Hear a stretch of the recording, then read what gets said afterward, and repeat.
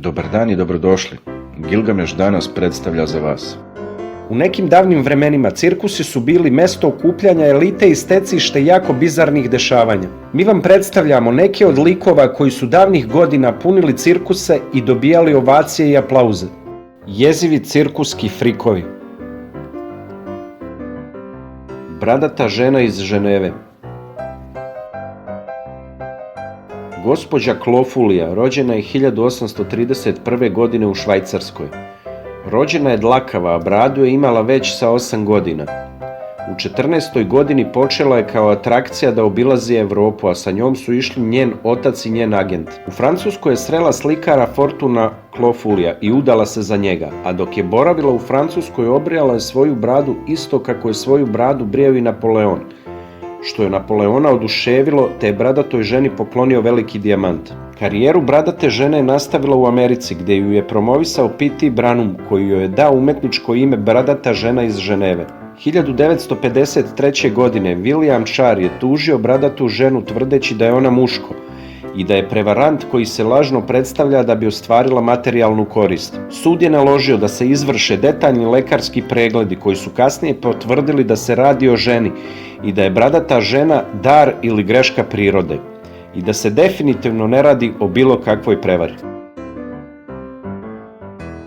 Princ Radijan, ljudska gusenica. Princ Radijan rođen je u britansko-indijskoj koloniji robova u britanskoj Gvajani 1871. godine. Uprkos tome što je rođen bez udova, nije imao ni ruke ni noge. Imao je veliku moć transformacije i plenio je jako velikom kondicijom. Radijan je privukao izuzetno veliku publiku bizarnim nastupima u kojima sam sebe brije izuzetno oštrim brijačima, piše i slika svojim ustima i čak ustima sam smota i zapali sebi cigaretu. Govorio je više jezika, hindu, engleski, francuski i njemački. Bio je izuzetno duhovit i pametan čovjek, što mu je pomoglo da oženi lijepu ženu sa kojom je imao 5 djece. Pojavio se i u filmskom ostvarenju Freaks, što je njegovo jedino pojavljivanje na filmu. Princ Radijan umro je 19. decembra 1934. godine u starosnoj dobi od 63 godine, nedugo posle posljednjeg nastupa u muzeju Sam Wagner u Njujorku. Lucija Zarate, meksički liliputanac. Lucija Zarate, rođena je 1864. godine, bila je meksički cirkuski zabavljač patuljastog tijela. Rođena je u San Carlosu u Meksiku. Ova žena, pravi meksički liliputanac, ušla je u Guinnessovu knjigu rekorda kao najlakša odrasla osoba sve do današnjih dana. Sa svojih 17 godina imala je samo 2,1 kg težine. U svojoj 12. godini bila je visoka svega 50 cm, a njena puna visina kada je skroz odrasla bila je skromnih 67,3 cm. U 12. godini se preselila iz rodnog Meksika u Ameriku, a nekoliko stručnjaka je platilo da je posjeti i utvrdi njenu starost i njeno stanje, pošto je bila definitivno medicinski fenomen. 1889. godine ona je u američkom Washington Postu opisana kao meksički liliputanac. Nažalost, ova mala slatka devojka koja je učestvovala u cirkuskim predstavama preminula je usled hipotermije kada se voz kojim je putovala na nastup zaglavio u snegu 1890. godine. Zip i Pip. Jenna i Elvira su sestre rođene 1889. i 1901. godine u Džordžiji.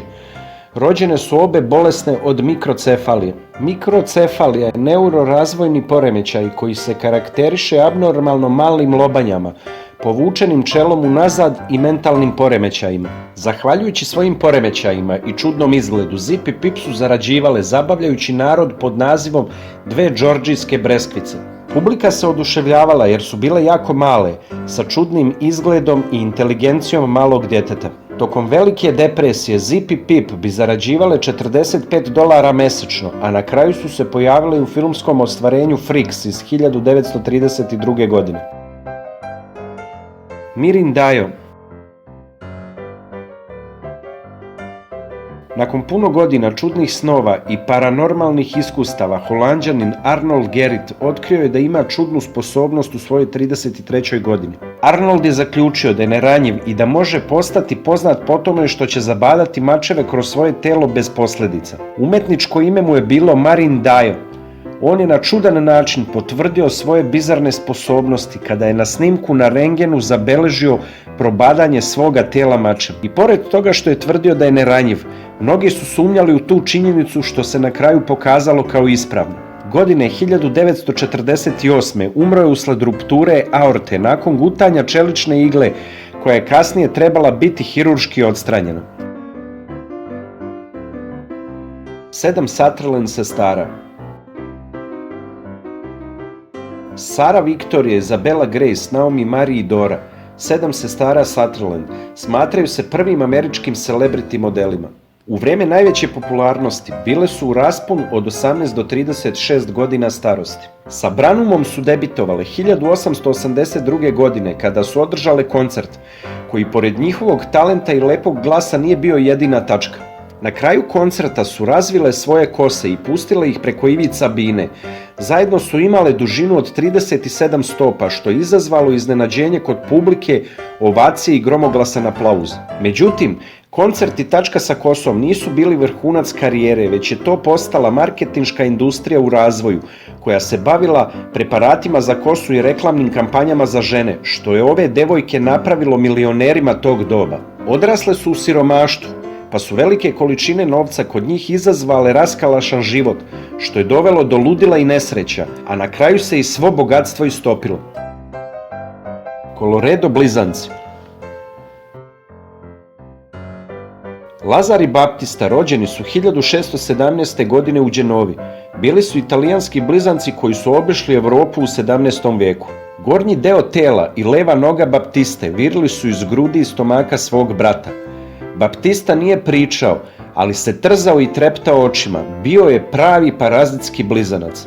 Da bi zaradio za život, Lazar je obišao Evropu, posjetio Brisel, Švajcarsku, Kopenhagen, Dansku, pre nego što je stigao u Škotsku 1642. godine, a posjetio i dvor Engleske. Izveštaji iz tog doba Lazara opisuju kao ljubaznog i zgodnog čoveka, a kada se nije prikazivao zbog novca, nosio bi veliki ogrtač preko svog brata kako ne bi skretao nepotrebnu pažnju. Postoje spisi koji tvrde da se Lazar oženio i da je imao više dece, svu zdravu i bez sličnih poremećaja njegovom. Podržite nas klikom na like i prijavljivanjem na kanal ako to već niste uradili i budite među prvima koji će vidjeti zanimljivi, obrazovni ili misteriozni videoklip koji budemo postavili. Hvala vam na podršci.